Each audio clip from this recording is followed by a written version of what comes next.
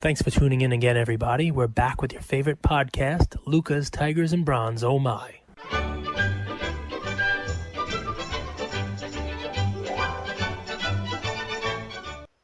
All right, Luca Nation. I want to kick us off today with a little story and then a question for the big man. Stories. I like stories. Oh, Good ones. Put me to sleep. Well, I hope not. I hope I could tell it in an exciting fashion. First off, guys, we're going to be on Luca Nation. We're going to be on Clubhouse tonight, okay? So be kind to us. We don't know the dynamics. We're probably not going to be the popular kids right off the bat. But we're going to go on. We've gotten a ton of requests. And our intention, our strategy, our motive is the same. We want to help you guys learn the sports card hobby and make money. Simple as that. Whether that's eclectic plays like Cage has with Marvel, Harry Potter, autographed first edition Playboys, whatever it is. Not bad, right? I just thought none of my Playboys are in mint condition anymore. They're all very sticky. Or mine, which are just straight down the middle, as Cage called it, Zion Kobe. But first, a little horror story with BGS that leads to a question, okay? So my buddy just subbed with them, and this guy has an eye like a hawk, okay? He's the one that, before I met the big guy here, he was inspecting all my cards. He was saying, this isn't worth subbing, this is. Anyway, he just sent a sub in, Cage. He had 15 cards. I'm very nervous, by the way. 15 cards in that I have anxiety from this story. I already, it's not my cards. I don't know how it's going to go, but the build-up is I'm already nervous. So I can't wait to hear how this ends. Dude, he has a like a hawk. So Drake Magruder, not Champagne Poppy, messaged him to look at one of his cards. He sent him good photos. It was a Topps Chrome Kobe 2008 refractor, which, congratulations, that got a gem mint 10. But anyway, this guy is good at what he does. He subbed 15 cards, Cage. What do you think his gem rate is, 9.5 or higher? Well, the way you're setting up the story, I'm going to say 0. But, you would expect if somebody's really an eagle eye on these things, BGS 9.5, he sent 15 cards in. You'd expect them to have probably 11 or 12 of those. So he sent in, here it is, 10 Kobe's, 1 Kobe White Silver, and 2 Lucas. Maybe the math's not adding up. Maybe it's 11 Kobe's.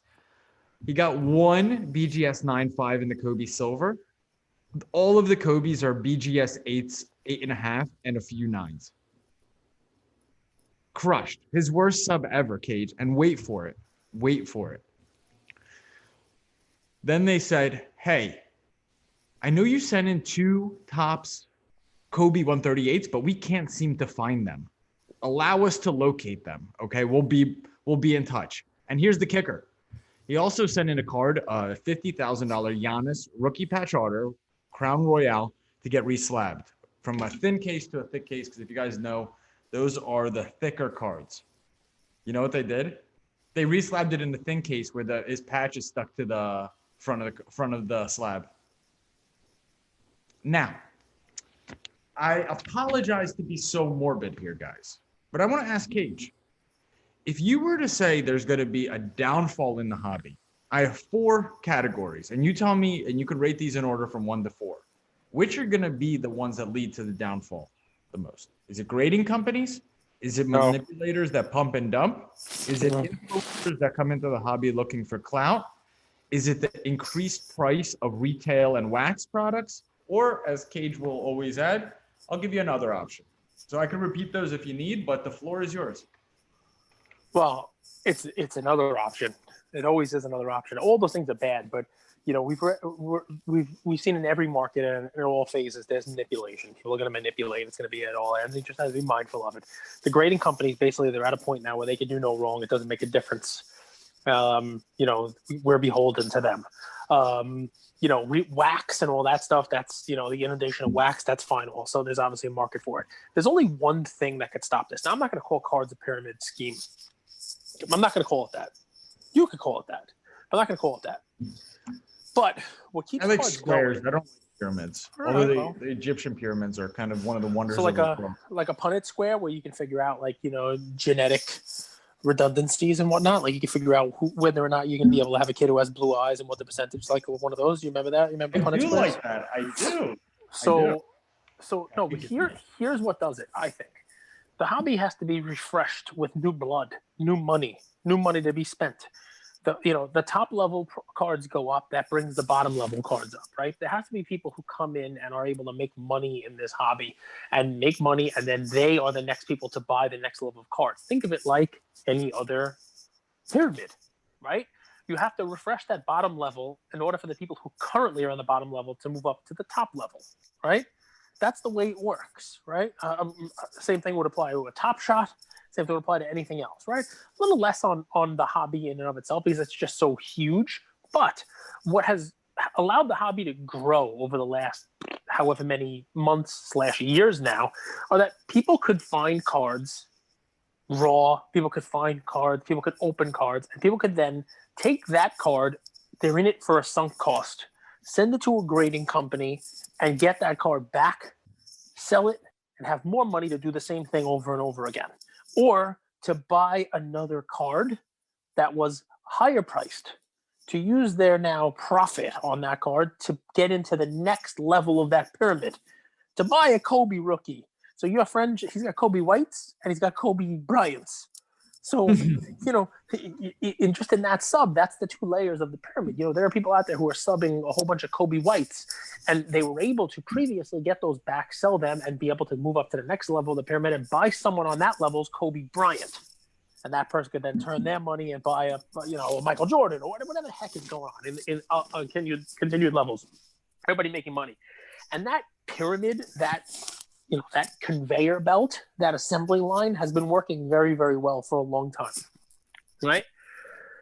I'm hearing a little ruffling of your headphones. I don't know if the audience is going to pick up on that. Here's what I think. Well, maybe, I did not shave today, so maybe you're getting some headphone facial hair here.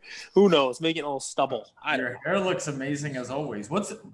If we were to get a hair product sponsor, who would you love to use? Do you use L'Oreal? I use Top guy. I do use a L'Oreal is the hairspray I use. You want me to go get it? I do. I use the L'Oreal hairspray. 100% do. So, guys, do you remember the show Jersey Shore? I'm curious what character you guys think Cage would be on that show if they did a remake. But keep going. Also, you haven't chosen any of the options I presented you. I said it's all of the above, right? I said it's my own option, right? So, but it's mostly the grading, but not because of what you said, right? Not because they're gonna stick your friend's, patch into the slab. It's so I mean, I'm gonna take it a couple ways, right? So, and I'll lead this right into also what my topic du jour would have been. It's the downfall of modern, right? And it is a lead in from what you're, where you're going, right? So like what's going on with modern prices, what's going on with modern basketball prices, what the story is. And I think, you have a slight amount of panic as well as stuff coming back from PSA at the same time.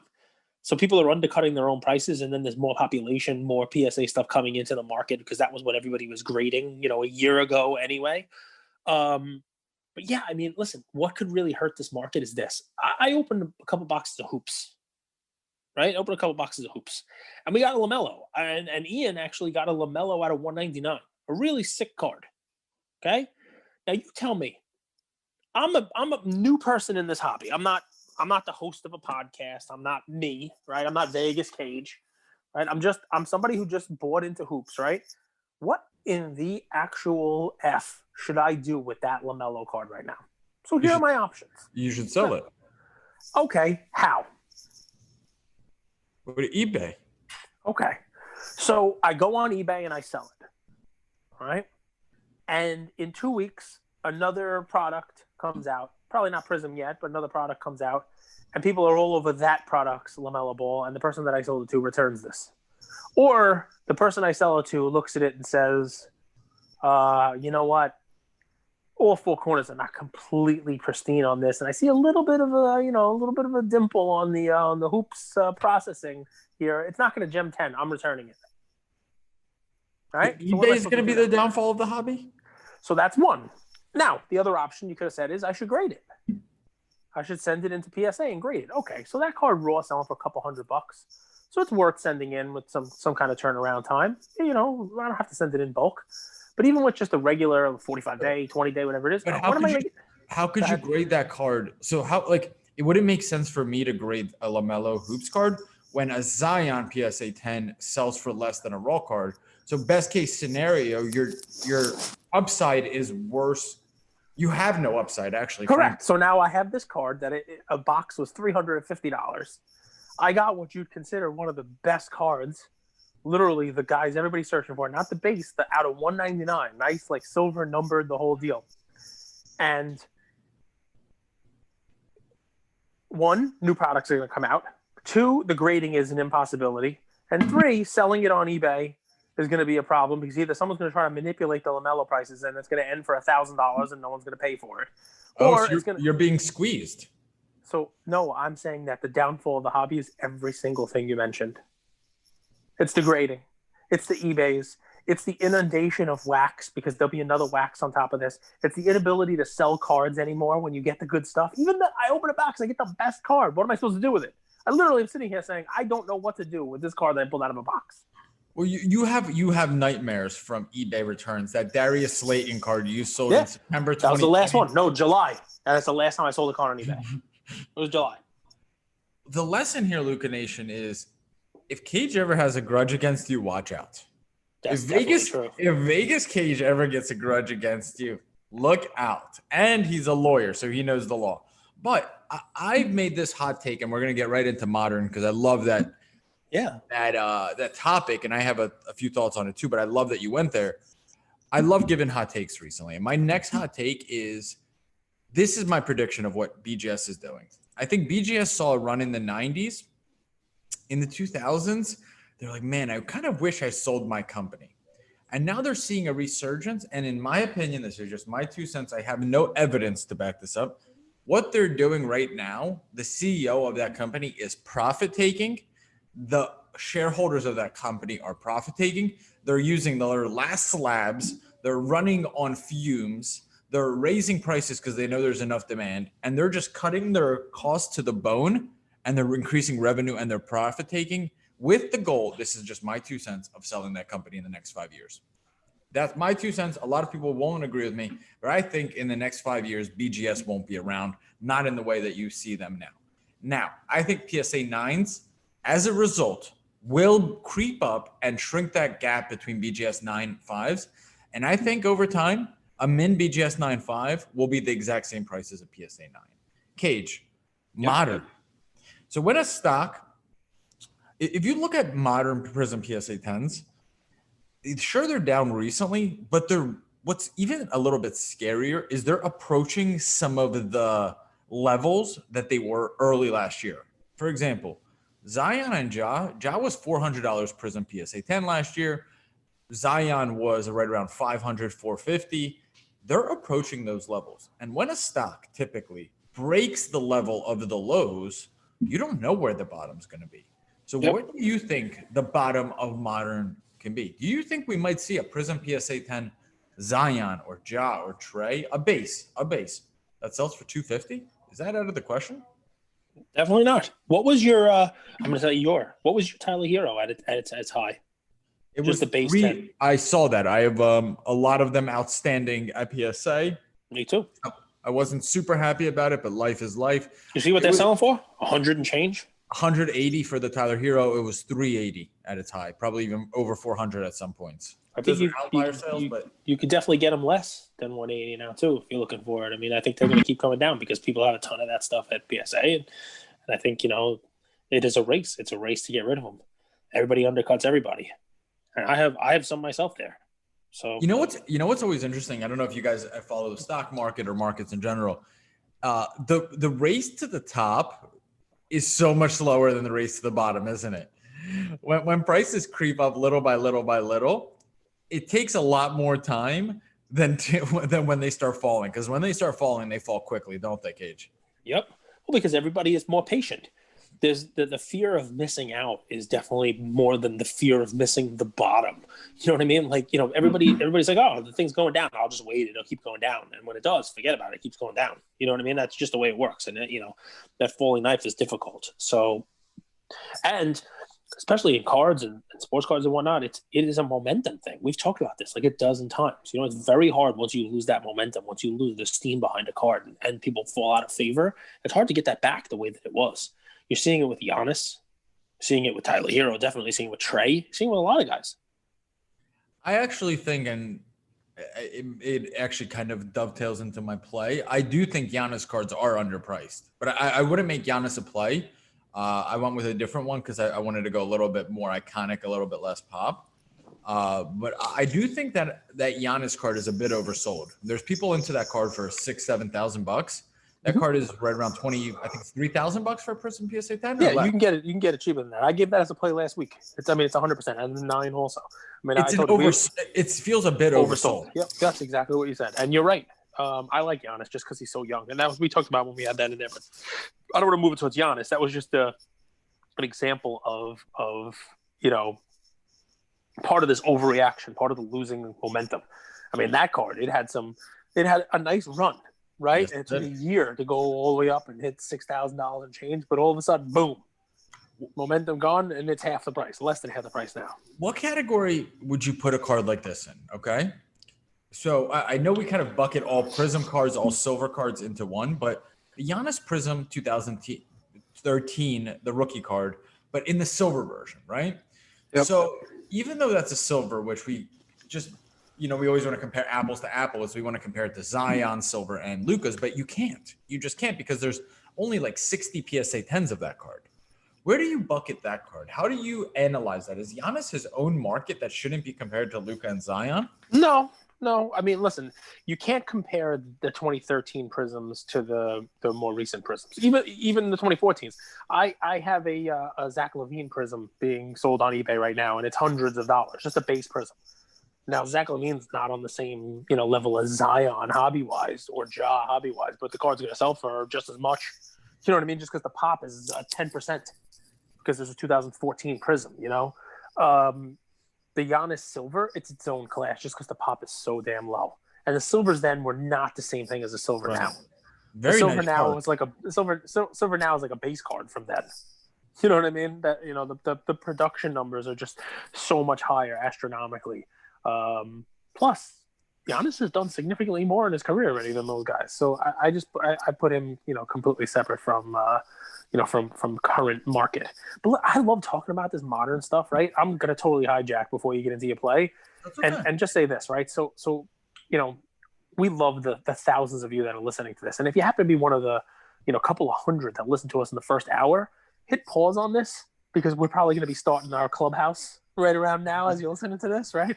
And jump over and come join us live and we can chat. But there's one thing I want you to think about. It's this, right? I give crazy plays.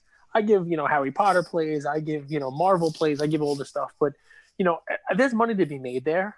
There's money to be made there in the short term, right? And I'm not going all Vegas cage on you here and telling you there's going to be a bubble, a collapse, the whole deal. But those plays I'm giving you, right? I'm not buying those and planning on passing them on to my kids.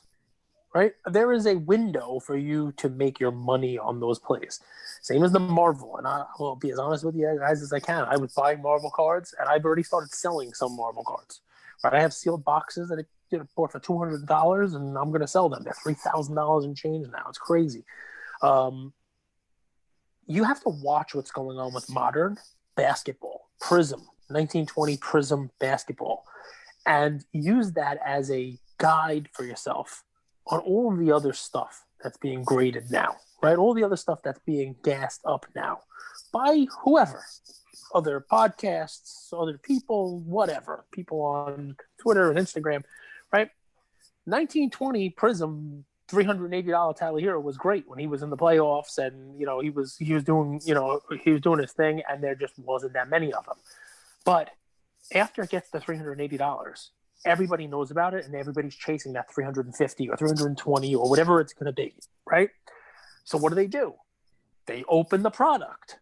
They buy the raw cards. They scour eBay and Facebook and Mercari and Instagram and wherever the hell else, and they grab as many of these as they can, and PSA is inundated with them. Yep. And what happens?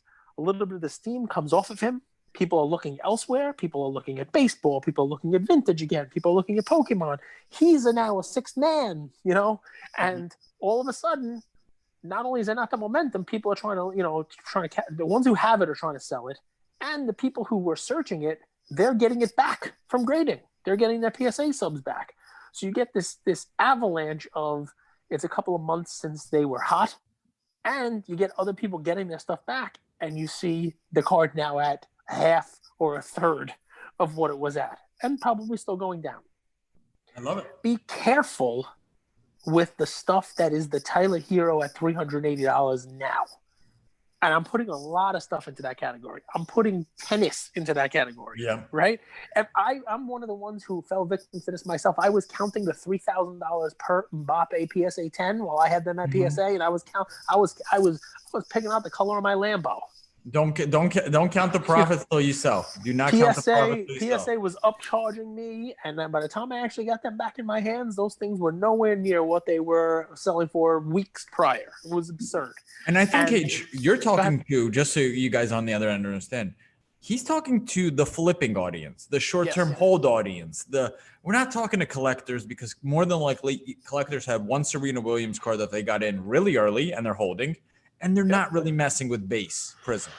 Correct. We're talking to flippers. I'm talking about all of this stuff. The Serena Williams cards where there's a pop of 10 or 15, and that pop is soon going to be 100. It's still low pop, but that is an explosion of that population. I'm talking about the Roger Federer guys. I'm talking about the guys who are buying the Marvel 1990 boxes now for $3,000 in the hope that they're going to open it, grade it, and sell their Black Panther for $2,750 like I did. That's not going to happen, because by the time you get the thing back, people are going to be on to something else, and the pop's not going to be 16 on that card anymore. It's going to be 100.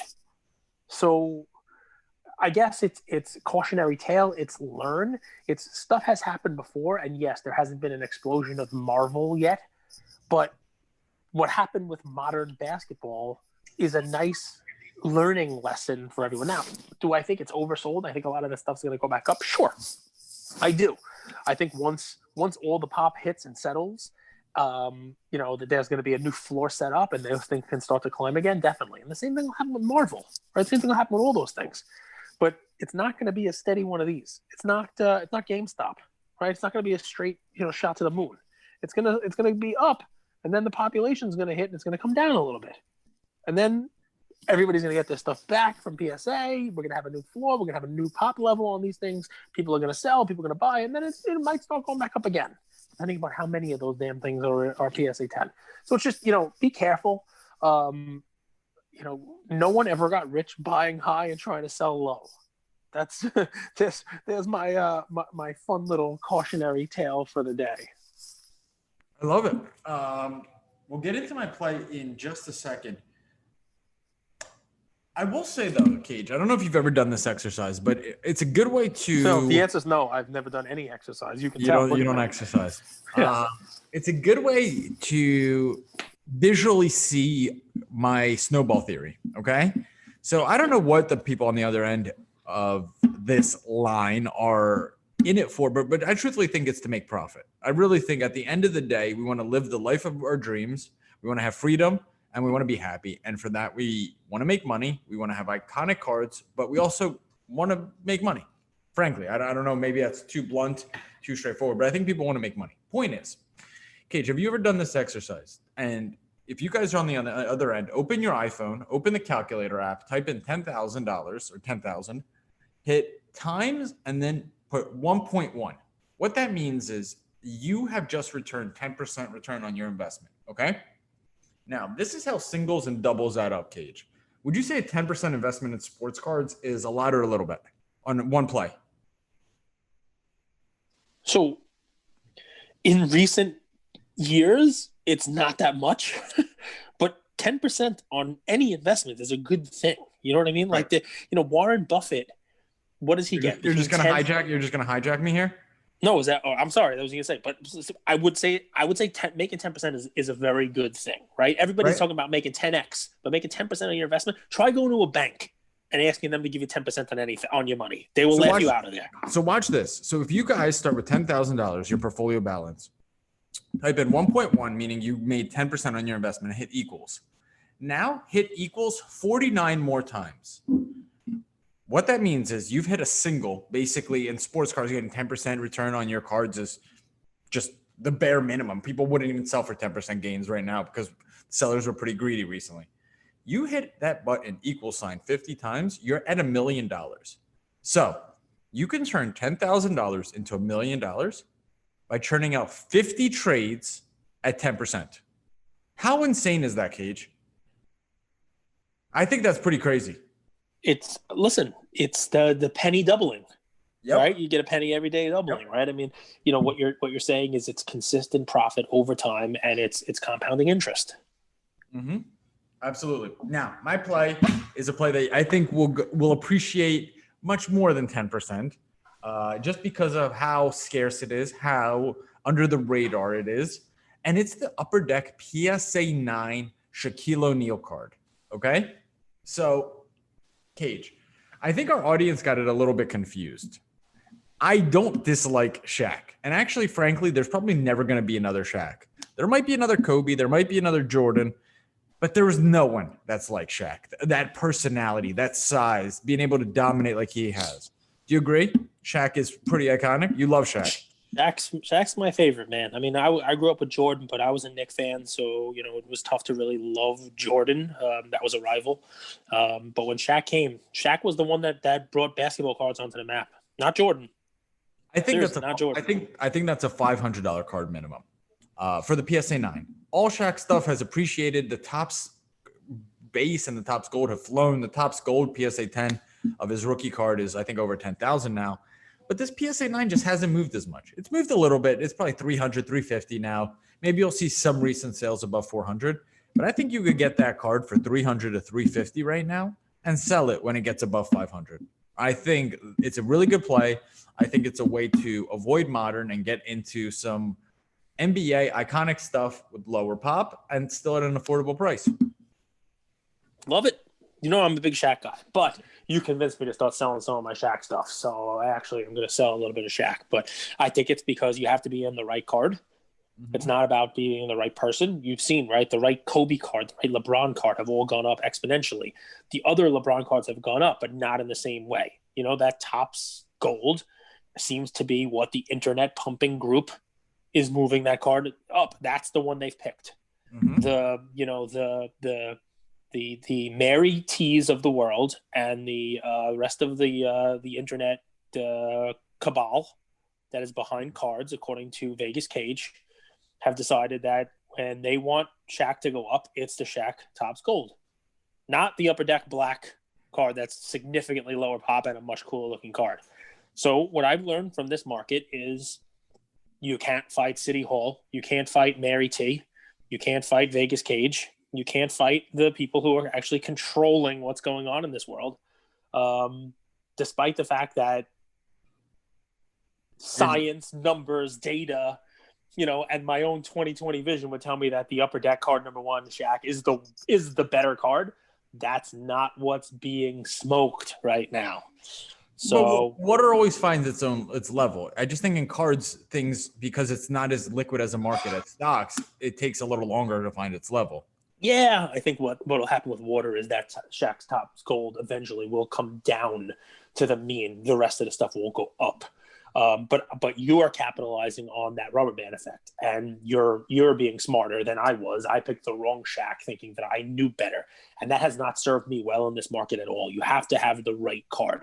So in PSA 9, that's fine, because that PSA 10 is just going to be way out of people's price range. So I like to play. Love it. What's your like play? It a lot. My play. So tell me, in the last couple of years, tell me the big baseball prospects, right? This year and last year. Who were the big guys that everybody was chasing, right? You want to go through the list with me, and I'm going to ask you, right? So tell me who the big guys, right? Vlad. Literally. Vlad Guerrero. Yeah, Vlad. I miss Tatis. Randy Rosarena. I miss Rosarena was a big name last year, right? Lou Bob, Lewis Robert. I mean, I wanted to put you on the spot to prove my point, right? So we got all these names. Tatis, right? Alonso was a big one there. Guerrero was a big one. Bichette was a big one. We got all these names, right? Do you remember this name? Yordan Alvarez. Yordan, right? Out of sight, out of mind. That guy was the guy. Right? He was the 2019 Rookie of the Year. He played half a season and hit 20 home runs. And Topps did him dirty, and they didn't give him a card until the 2020 set where he had a rookie cup on his rookie card, similar to what we have on a lot of the cards this year that just came out, like Alec Baum's card. But I think this year is the year of Air Jordan's return. And I think that when we talk about crazy, crazy prices that are being paid now, $300 ish for your Tatis cards, and everybody's chasing Vlad Guerrero, even though who knows what's going on with him. He's in shape, out of shape. Everybody's chasing Bichette because he's got great hair. The Astros are going to look real different this year, right? I mean, they may have to use plastic garbage cans this year. They're going to look real different. George Springer is a Blue Jay. Is he? Yeah. And Altuve is coming off his worst season ever. The Astros, for a while there, while they were cheating, were chasing records for team offense. That's right. And, look like who knows what. They were in the playoffs again last year, right? There's all kinds of crazy stuff, right? And what's funny about it is even with their lineup changes this year, they still have Bregman, still have Altuve, still have Jordan.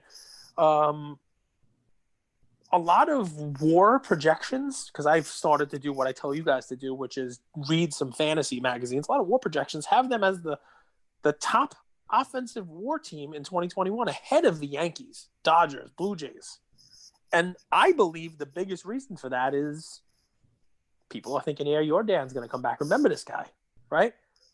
2 Junes ago, 27 home runs and 78 RBIs in just 87 games. You believe that? 27 and 78 in basically half a season. Season 162 games. He played 87. So you're talking about hitting 50 home runs and 145 RBIs over the course of a season. I mean, we're talking about like Joe Jackson type of rookie year numbers there. I mean, it's crazy, right? So the question became, is he ever going to be able to repeat that? And last year took all the momentum and all the steam out of his card, right? Because he missed the first 3 weeks of an already shortened season because of COVID. He came back for 2 games and was shut down for the rest of the year with a torn patellar tendon, right? He had surgery, arthroscopic, on both of his knees, right? And because of this, think about it. You had a guy who played in 2 games and then had surgery on both of his knees. So I guess it shouldn't surprise you that, and you know how much his PSA 10 rookie card, the Topps flagship rookie card, is selling for this week? Probably less than 75. $45. Look at that. Okay? $45. $50 if you're really feeling generous and you want to overpay. All right? So, Alvarez, huge question mark. Huge question mark. But is he any more of a question mark than a friggin' Harry Potter sticker would be? Or a Marvel card of the Dark Knight, or no, that's DC. Some weird comic book somebody you never even heard of. Is it any more of a risk or a question mark than that? Or, buying Garbage Pail Kids or whatever else. This is the rookie of the year who came up and had a historic rookie season, and he's now going to be in the middle of the order looking for offense, right? Looking for somebody to mash, right? And you know what I've seen this week? Videos of him on social media running the bases. Mashing. He looks a little more svelte. He looks like he's in decent shape. If he can return healthy, and I know, and I'm acknowledging the fact that that's a big if, right? This is a guy who could really, really do well. He could really start mashing, and he's the kind of guy that it reminds me of 2 years ago when we were loading up on Pete Alonso cards, hoping at $35 or $40, hoping that he would start the season off, hit 5 or 10 home runs in the first week or 2 weeks, and you could just you could flip those cards for twice what you paid, right? I mean, the guy had a huge in his season when he played, right? And it's just the rookie year, and obviously it seems like it's forever ago. 49% hard hit rate, 15th best across Major League, right? 17% barrel rate, which puts him, I think, 6th in the major leagues, right? So not only did he pummel the ball, but he launched them, right? 292 expected batting average, 14% walk rate, which is top 20. So he's got good plate discipline, right? Basically, he was a top 25 hitter across the league as a rookie, right? Lots of fun numbers. I'm reading 4 or 5 different fantasy articles for you here. Why? Because you can use fantasy analysis for cards. The same kind of thing. This is a guy who fell in fantasy drafts, right? Yeah, it's the same analysis, right? It's the same analysis, right? Somebody who fell in fantasy drafts, right? So, but if he does what he did, you're getting a bargain. Just like you get a bargain in your fantasy draft, you get a bargain in your prices, right? So, I mean, this is a guy who, You got Michael Brantley coming back. Altuve's obviously not going to be as bad as he did last year. You guys already know, people who've been listening to this for a while know how high I am on Kyle Tucker when I gave him as a dollar play, and that kid was raking all of last year. This is a team that finished a game shy of the World Series, right? And, even without Springer, the projections are their team's going to be better on offense this year than they were last year. And a lot of that hangs on Yordan Alvarez. And to me, I would rather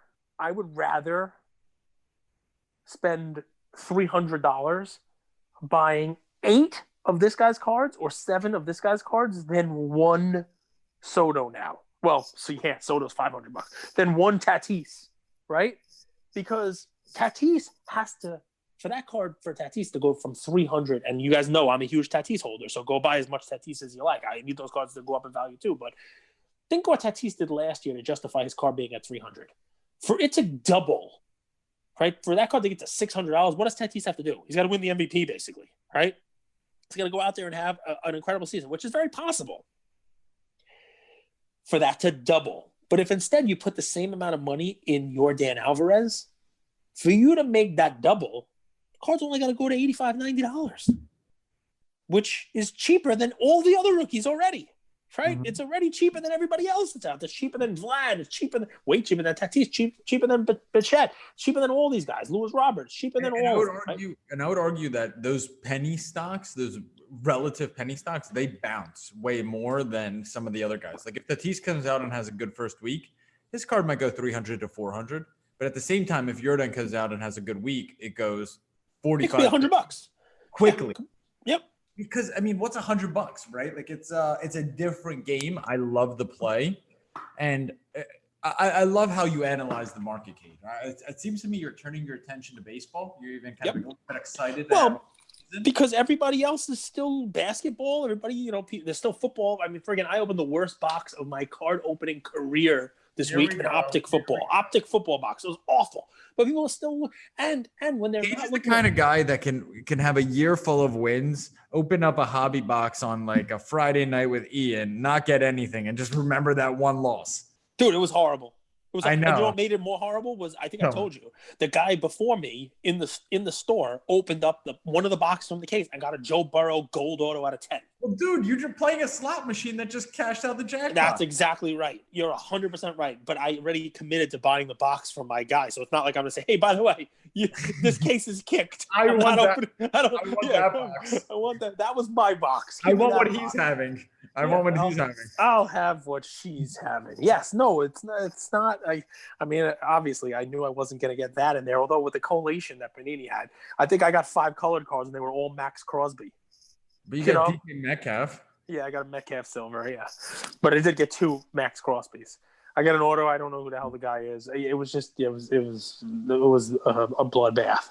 But it's whatever. It is what it is. You got to open some stuff. You have to have some fun. I opened up a Topps baseball box and a hobby box, and the first pack we had a Tatis short print in it, which was kind of cool. I'm a Tatis guy, so the card gods even things up. That's how this works. This is how it works. But guys, listen, it's not just Yordan, right? We talked about Gavin Lux, although I think Yordan's actually a safer play than Lux right now because 2 reasons. Number one, he's definitely going to be in the lineup, right? Which you can't say for Lux. And number 2, the Dodgers are not going to be leaning on Lux. If he makes the lineup, he's going to be the 8 hole. He's going to be, way down in that lineup. Whereas Yordan, they're going to be looking at him to carry the offense now, right? They just lost a big player, right? And they're going to be looking for him middle of the lineup to be mashing. So to me, this is just one. There have been a couple of baseball plays like this that I went all in on. And I'm going to give you guys the chance, right? So I'll give you till Valentine's Day moratorium. I will not jump on them. And people who know me, people who have seen my moves in the hobby know that I'm a little bit insane and I will buy every card up to a certain dollar point. And I did it with Pete Alonso. I will do it with this. So go scoop them up because I think this is one you can't lose on. If the guy gets hurt again, his PSA 10 is going to be $38 or $40. They're 45 right now. So, what's going. I mean, it's just one of those. It's just one of those things, right? Where the downside is just not there, the upside is significant, and that's what you look for. All right, Luca Nation, I need to jump off here. I'm going to go do voice exercises to prep for Clubhouse. Make sure Voice exercises. Let me hear one. I'm hitting the right notes. I want to hit the. Let me hear one. Let me hear. I want to hear. I was like, rubber. Let's say rubber baby buggy bumpers. Rubber baby buggy bumpers. See, yeah. Look, you got rubber baby buggy bumpers. Go ahead. Rubber baby bugger bumpers. Yeah, you still can't do it. How about this one? One smart fellow. One smart fellow. He felt smart. He felt smart. Two smart fellows. Two smart fellows. They felt smart. They felt smart. Three smart fellows. Three smart fellows. They all felt smart. They all felt smart. Now say it fast 3 times. One smart fellow. He felt smart. Go. One smart fellow. He smelled. No, yeah. You can't even do it. You can't even do the first one. You got him smelling farts right off the bat. What's the matter with you? There we go. You never heard that? You never heard that before? For your guys listening enjoyment, for you guys listening pleasure. Hopefully we're able to capture that. Luca Nation, we love you guys. We hope you're profiting. We hope you're enjoying the show. The numbers keep going up. The feedback is through the roof. Please keep it coming. It's unbelievable the growth we've had. We look at the charts every day. It's just a testament to word of mouth. Like, we don't do any marketing. We give away some cards every once in a while, but you guys are the backbone of everything we do. So please, please, please keep it coming. And we'll see you guys tonight or hear you guys tonight on Clubhouse. Thanks, everybody. Thank you for spending some time with us on another episode of the Lucas, Tigers, and Bronze Oh My podcast. Do us a favor and like, subscribe. You know what? Don't just like and subscribe. Everybody does that. If you like us, tell your friends, tell your neighbors, tell your enemies, tell everybody. And we hope you got something from spending some time with us today, and we'll see you next time. Thank you.